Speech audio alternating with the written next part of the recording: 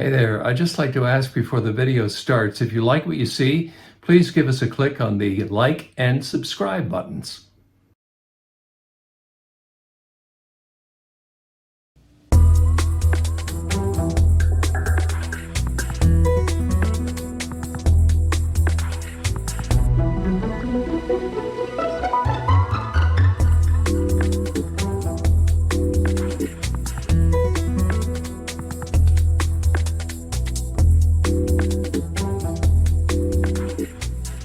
Hi everybody, I'm Karl Wells.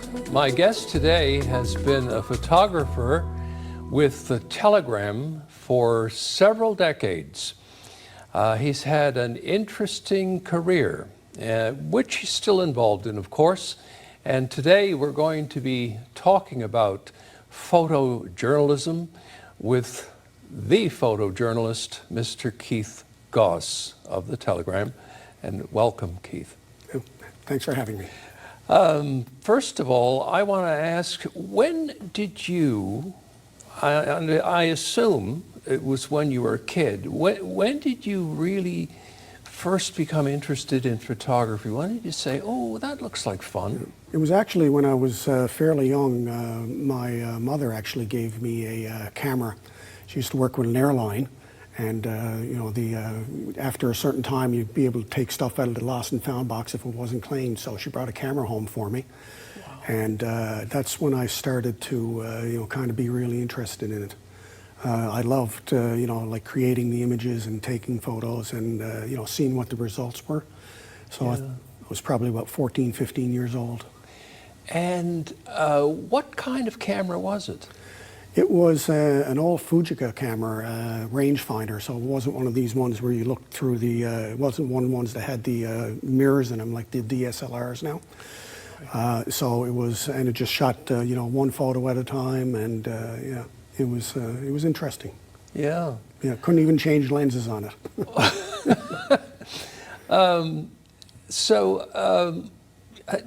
I guess you had to then go about learning about photography. Did you order manuals? Did you buy photography books, magazines? How did you kind of teach yourself about taking pictures? Well, one thing is I read the camera manual. I managed to get the manual for it and read how it actually works, because I didn't really know how cameras worked. I mean, I knew what they did, but I didn't know about apertures and shutter speeds and stuff like that, and how they could change. So I did that first, but then I start looking in magazines and looking at the kind of photos that I wanted to take. At the time, I really enjoyed taking scenic photos, so I'd buy a Discover magazine or National Geographic, and look at the type of photos that I enjoyed taking, and kind of emulated what I saw there, and looked up techniques that were used, and just moved on from there. Did you have any favorite photographers, or did you make it a point of finding out who took that picture? I want to know who that is, and I want to look at more of their photographs. At times, but there was no one that really stood out for me. It was just the images that stood out, and like I said, I just picked out the ones that I really enjoyed looking at myself. And I said to myself, well, I'd love to make an image like that. Yeah. So when you decided you wanted to make a career of photography, did you just go get a job and learn on the job, or did you go to a school, or what? No, I went to a one-year course here in St. John's, actually. I was probably fresh out of high school. 18, 19 years old, and I was looking, to try to do something, in a career that I enjoyed. Since I enjoyed taking photos, I kind of looked up, if there was anything in the province, and came across the school. It was a private trade school that offered a one-year photography course, and I signed up for that, and moved from my hometown of Labrador City to come out here and take that course. And was your first job with the Telegram, or what was your? Well, my first job actually was with the Telegram when I was really young. I used to deliver the Telegram in Labrador City. So I went full circle, when I got out here. But out of school, I worked in a 1-hour photo place called Suter Studios down on Oh, Water I remember Street. Suter. Yeah, for sure. So I worked there for 2 or 3 months just because I wanted some kind of job in the in photography. The business, yeah. Yeah, but I learned sometime that summer that a job had come open at the Telegram, and I applied for it, and I was lucky enough to get it. And I was only looking for a photography job. I had no aspirations of being a photojournalist. I just wanted to work in something where I could take photos. So what year was that you started at the Telegram? 1986. 1986. Yeah. So just, that's a while back. So just give us a sense of what the Telegram was like at that time. Oh, back then, I mean, if you walked into the Telegram newsroom, it would be nothing but organized chaos. I mean, there'd be people running around, reporters typing up their stories on typewriters. Everyone smoked in the office at the time, and everyone drank coffee, and you'd have people yelling across the newsroom, and it was just like a really bustling newsroom, and you could tell that it was something that, big on the go all the time. Yeah, wow. We used to get our news copying on ticker tape. And for younger generations, if you don't know what ticker tape is, look it up on the modern version, Google. Yeah. And it would have to be run through a machine to generate the news copy, and then we had to do like a paste up of that onto plates, and it was very hands-on at the time. Do you recall your first assignment? I don't. I think it was something pretty uninteresting, but I actually don't. I did actually go back and research those newspapers, and at the time we didn't have photo credits, so I really don't even remember what my first photo was that appeared in the Telegram.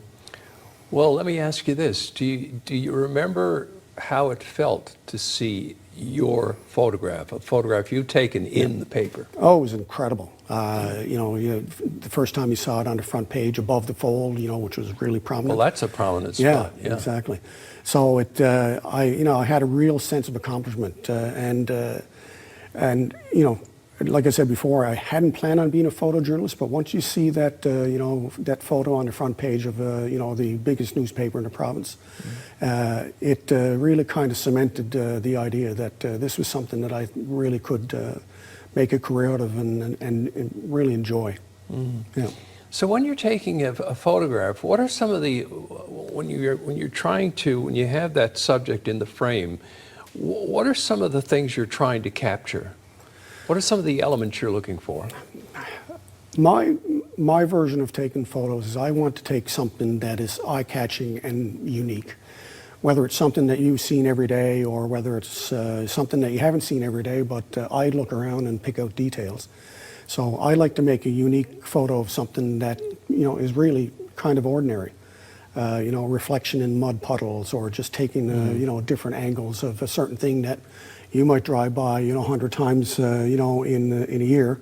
But what I do is I'll stand there and I'll take a look at it and see how I can take a different angle of it, and when it goes in the paper or up on our website, have people go, wow, I never really thought of looking at it that way. That's interesting. I've seen a lot of your photos, and I think you like photographing water. Yeah, water's kind of fun because you can get a lot of texture in it, and reflections and stuff like that. But it's it could be anything. It could be street signs. It could be animals out in the wild. Ducks in a pond. It really doesn't matter. I don't like to take just a snapshot head on. I really think about how I can make it look interesting for our readers. Black and white photography versus color photography. Do you have a preference, or is there a place for each? There's a place for each. I prefer color photography now, just because we work on websites, and obviously the color photos work better there. I really enjoyed black and white photography when I started out. First of all, because that's what we only used, but it's what I learned in school was mostly black and white photography. Oh. And I enjoyed just a duotone, the grays, blacks, and whites.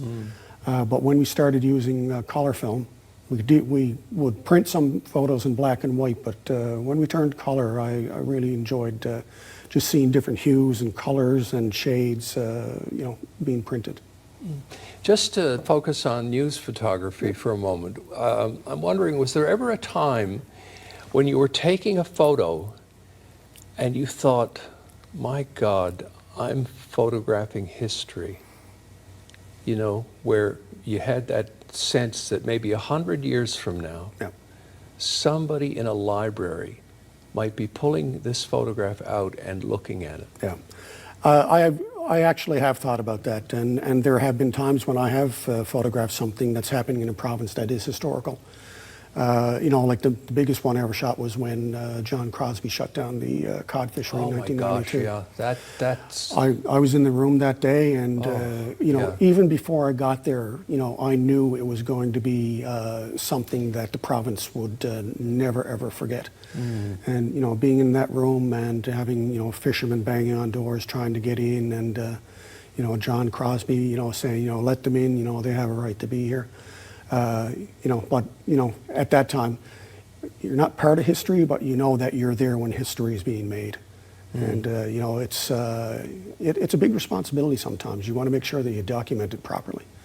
So yeah, it's that was the biggest one. But I mean, there have been other assignments that I've shot where I knew that it's pretty prominent, and maybe 20 or 30 or 100 years, like you said, someone will look back and see a photo by Keith Gosse and not know who I am, but Yeah. And it's interesting too, what makes for a powerful photograph. I mean, every time I see that image that Karl shot of Winston Churchill, it just, it's really a powerful, compelling image, isn't it? Yeah, absolutely. I mean, when I think what makes up a really powerful photograph is something that really, moves you or makes you think, or, affects you emotionally or even physically. I mean, you might see an image that, is something that's not good news, but it makes you react so that you get an idea of what's actually happening in the photo instead of just looking at it and say, well, that's a nice picture. I think it's something that, affects you, in negative or positive ways. Just so that, you get your mind, moving and thinking about something. Now, I guess being a photojournalist, there must have been times when you were called upon to photograph something incredibly tragic. How do you go about doing that? Because you don't want to be too intrusive, and yet you need to be close enough to get a worthwhile shot. Yeah. And then, of course, you're probably filled with emotion yourself. And I guess there are times maybe when your own emotion can help you get a better shot. But I mean, like when you've been in situations like that, I'm sure. Just talk about that. It's something that I had to learn how to do, especially in the first few years. I recall one tragedy that I had to shoot. I won't get into the details, but it was incredibly sad and really disturbing. And I recall being there and thinking I shouldn't be shooting this, but it's something that really has to be shown. And I can tell you that for several days afterwards, I didn't sleep very well because of what I had seen. It's something that you have to, I'm not going to say get used to, but you have to work with. It's part of our jobs, just like taking, happy photos.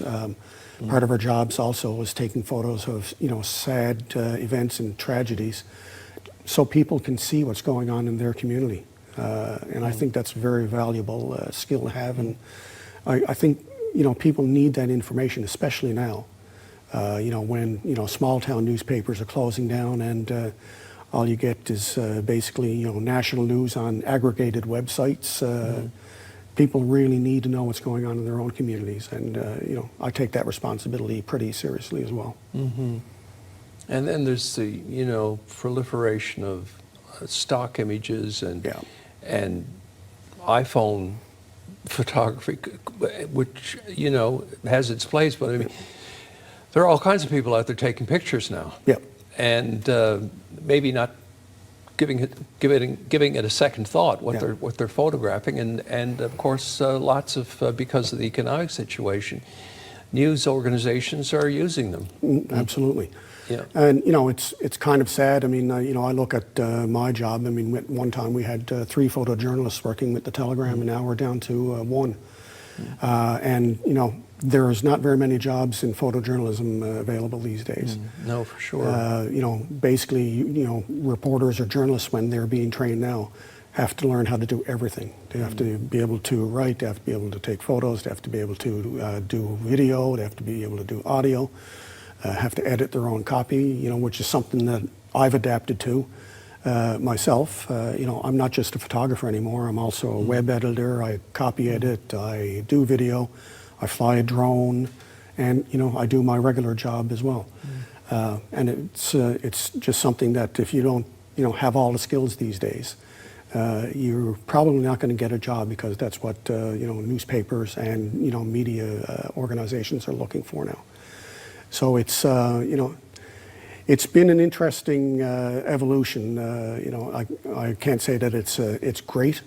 But you know, if you learn to adapt, if you're someone who's been in the business as long as I have, it's you know, it's interesting. Yeah, and of course, I think newspapers have probably been hardest hit. I mean, I can remember the day when we had a daily morning paper and a daily evening paper. And, you know, the Telegram, many days of the week, and certainly on Saturday, would be a big, fat broadsheet, you know. It's, I mean, and of course, you know, legacy media generally have had to adapt. I mean, absolutely. We used to have three fairly large newsrooms in the province, VOCM, the Telegram, well, actually, more, CBC and NTV. You know, all of those newsrooms full of people. Now, I mean, the numbers have dwindled, I mean, shockingly. Astronomically. And so it's a very different world we're living in.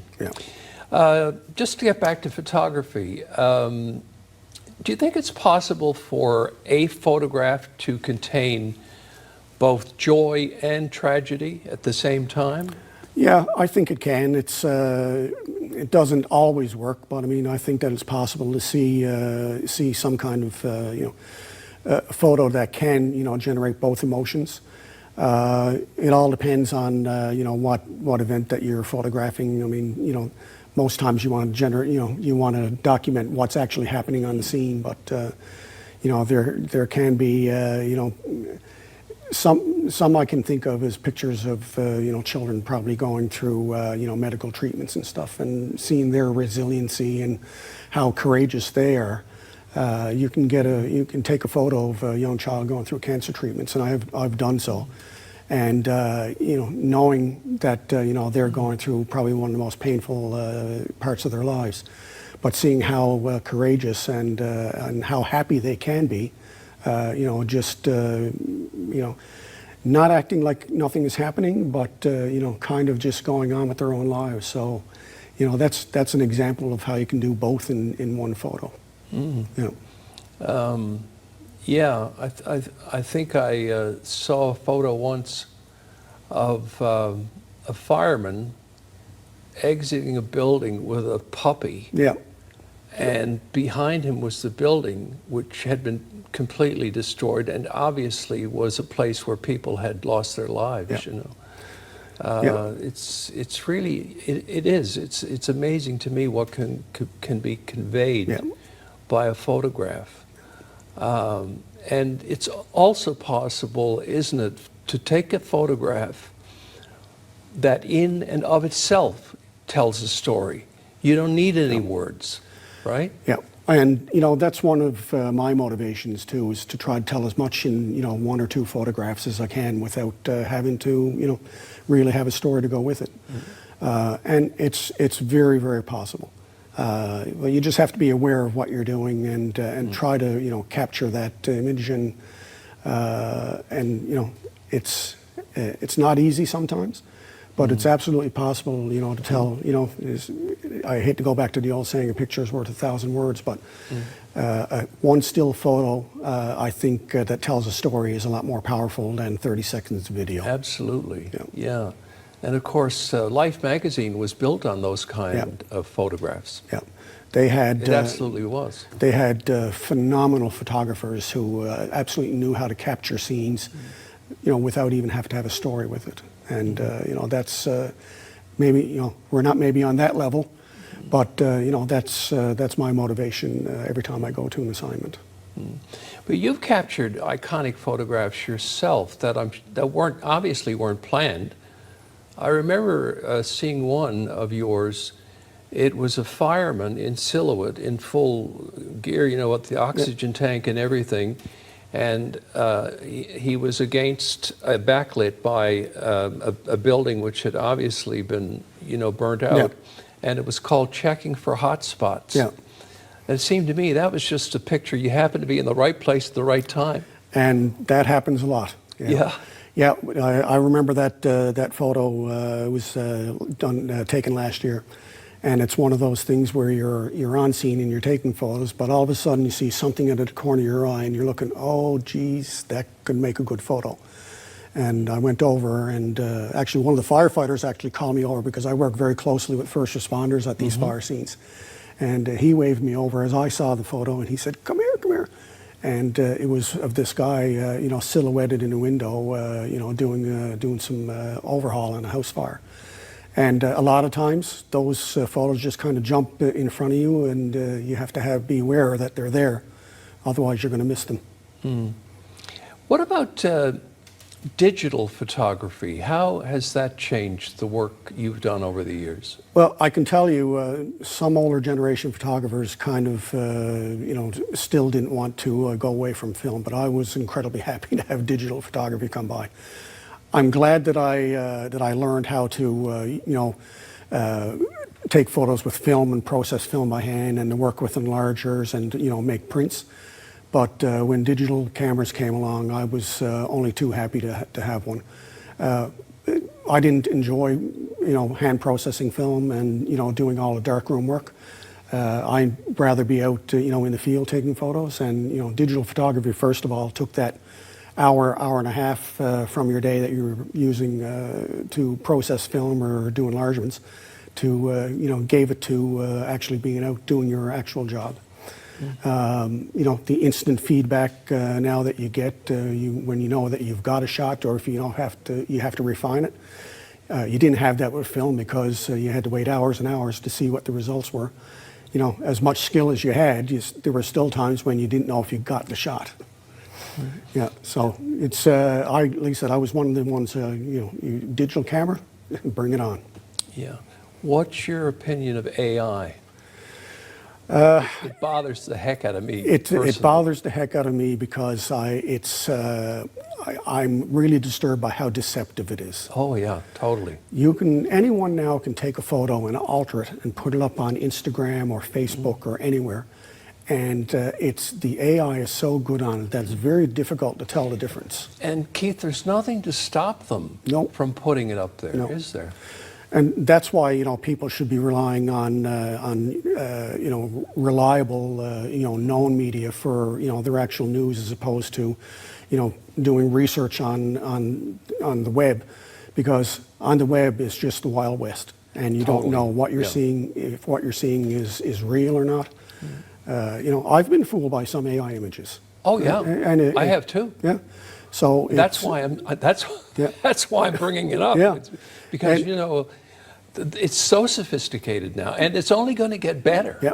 Right. And there are people out there who are using it for nefarious reasons. Not for good, but for their own agendas. What is the most joyful assignment you've ever had in your career with the Telegram? Oh, joyful! I would say. It's probably a selfish one, but flying with the snowbirds. Oh, wow. Yeah. That's cool. We did a media trip a long time ago with the snowbirds, so they took media up with them flying around. So we did some formation flying over the city, and we broke up a little bit because they wanted to do some photos of their planes over an iceberg that was probably about a half-hour flight away. So during that flight, I even got to fly the plane. And, Wow. yeah, so that was probably that was the most fun, and I got some nice photos out of it, but it was more enjoyment for me than anyone else, I think. And you didn't have any fear at all? No, you can't have too much fear in this job, because there No. are times when you're approaching assignments where there's some risk, in some of the assignments that we approach. So you be careful, but if you're fearful, you're not going to be able to do your job all the time. Yeah, I was in that position myself, Yeah. flying in helicopters and all kinds of things, Yeah. and I didn't really relish it, but it was part of the job, and I was more concerned about getting a good picture or Yeah. a good piece out of it. You know what I Yeah. mean? But that's the business, Yep. which you know as well as I do. Keith, it's been wonderful having you on the program. I've enjoyed our conversation. Thank you for being here, and I Thanks for having me. wish you and the paper the best of success in the future. Thanks, Carl. And that's it for this edition of Karl Wells Point to Point. Thank you for watching, and we hope you'll join us again next time.